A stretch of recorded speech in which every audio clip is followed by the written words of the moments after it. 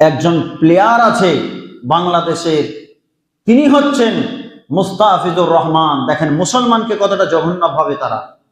মুস্তাফিজুর রহমান তিনি কেকেআর টিমে জয়েন করেছিলেন, কিন্তু হিন্দু মুসলমানে বাধাবাদী হয়ে লড়াই হয়ে সেই মুস্তাফিজুর রহমানকে আইপিএল থেকে রিজেক্ট করা হলো। ভারতের মাটিতে আসতে দেওয়া হবে না একজন মুসলমানকে। মাননীয় মুসলিম সমাজ, আজকে আমার যে বিষয়টি রয়েছে সেটি খুব একটি ভাইটাল বিষয়, খুব একটি জটিল বিষয়। সেটির নাম হচ্ছে মরণের পরের জীবন। মরণের পরের জীবন। মত এমন একটি বিষয়, আজকে আপনি বেঁচে আছেন, কালকে আপনি মাটির বুকে।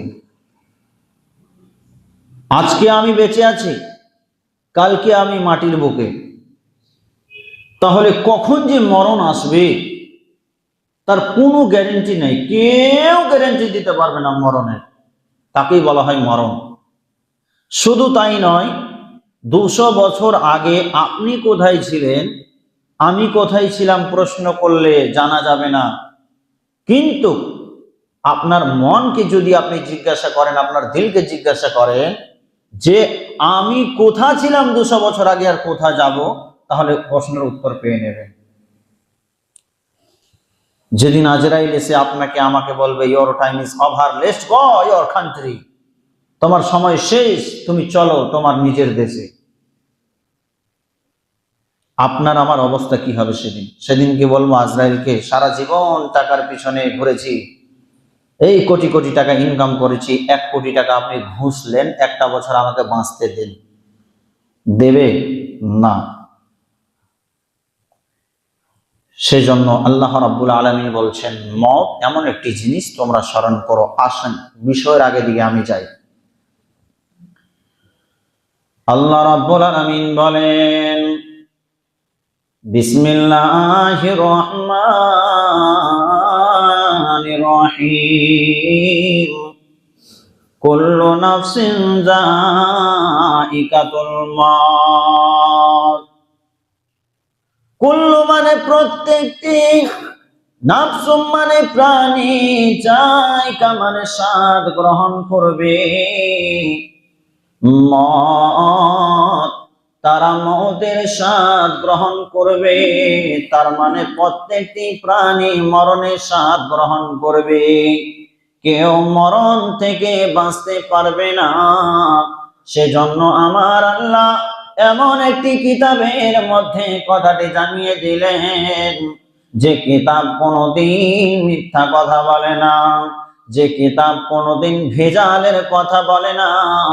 সে কোরআন বলছে যালিকাল কিতাবু লা রাইবা ফীহি, আমি কোরআন, আমার মধ্যে কোনো ভেজাল নেই, আমার মধ্যে কোনো সন্দেহ নেই।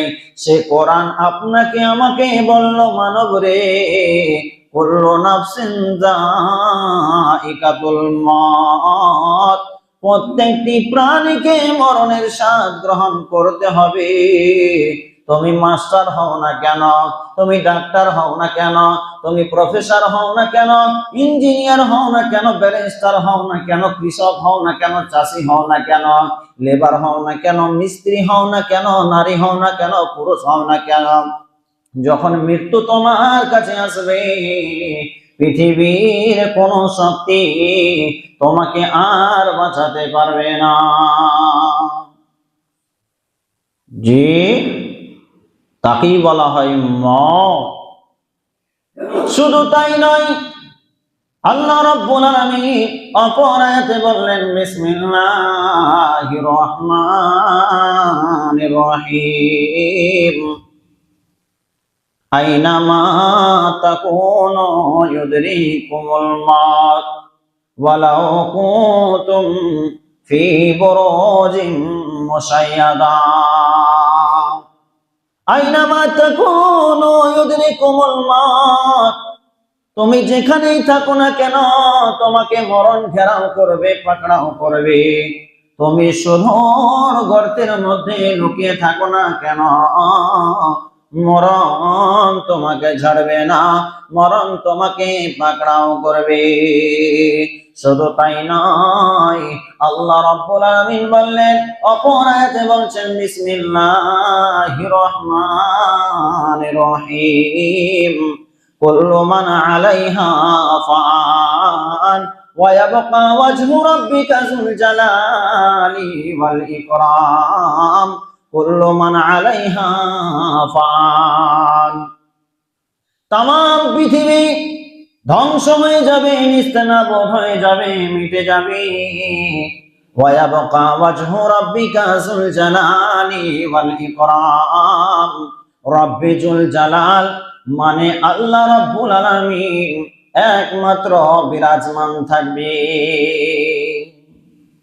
জি, কতগুলো কথা আল্লাহ রাব্বুল আলামিন কোরআনুল মাজিদের মধ্যে বলছেন গো। মৃত্যু আসবে, মৃত্যু অনিবার্য, তুমি লুকিয়ে থাকো না কেন, মৃত্যু তোমাকে পাকড়াও করবে। আর আল্লাহ ছাড়া কেউ বেঁচে থাকবে না। ঘুরে একটাই কথা আসছে, মানে পৃথিবীর বুকে আপনি আমি এসেছি, আমাদেরকে আবার চলে যেতে হবে। তাহলে আমাদেরকে মনে করতে হবে পৃথিবীটা স্থায়ী নয়, পৃথিবীটা হলো অস্থায়ী। ভাড়া বাড়ির মতো যেদিন মালিক তাড়িয়ে দেবে, মালিক যেদিন বের করে দেবে, সেদিন আপনাকে আমাকে চলে যেতে হবে। থাকার আর ক্ষমতা আপনার আমার নেই। জি, এই তো হলো মরণ, আসবেই, একদিন আসবেই। দ্বিতীয় স্টেপে আসি, মরণের কষ্ট কতটুকু শুনুন। আল্লাহ রাব্বুল আলামিন বললেন, বিসমিল্লাহির রহমানির রহিম, ওয়া জাআত সাকরাতুল মাউতি বিল হাক্কি যালিকা মা কুনতা মিনহু তাহিদ, নিশ্চয় তোমাদের কাছে মৃত্যুর কষ্ট এসে হাজির হবে, এবং সে কষ্ট তোমাকে ভোগ করতে হবে। পৃথিবীর বুকে যত বড় বৈজ্ঞানিক হোক, সায়েন্স হোক, যত বড় আলেম হোক, তাকে মৃত্যু পাকড়াও করবে, এবং মৃত্যুর কষ্ট অনিবার্য। বাবা আমার, ভাই আমার, মৃত্যুর কষ্ট অনেক অনেক অনেক, বলে বোঝাতে পারা যাবে না। যেরকম ভাবে আমি যেমন আজকে আপনার মসজিদে এসে খুতবা দিচ্ছি, এইরকম ভাবে নবী মুসা বলে একজন নবী খুতবাতে দাঁড়িয়ে বনি ইসরাইলের লোকেদেরকে ওয়াজ করছিলেন, বলছিলেন, খুতবা প্রদান করছিলেন। এমন সময় নবী মুসা যখন মানুষের মৃত্যুর কষ্টের ব্যাপারে কথাগুলো বলতে লাগলেন, তখন সেই সময় লোকেরা বলল, নবী মুসা আপনি বলে দিন, বলে দিন মানুষের মৃত্যুর সময় কষ্ট কতটুকু হয়। নবী মুসা বলছে, আমি জানি না, একমাত্র রব্বুল আলামিন ছাড়া কেউ জানে না। আর যে মৃত্যুবরণ করে সে শুধু মৃত্যুর যন্ত্রণা ব্যথনা সে বুঝতে পারে। তারপরেও নবী মুসাকে ছাড়া হচ্ছে না। এমন সময় নবী মুসা এবার নিজের চাদরটাকে, নিজের গামছাটাকে কাঁটার ঝাঁকের ওপরে রেখে দিলেন।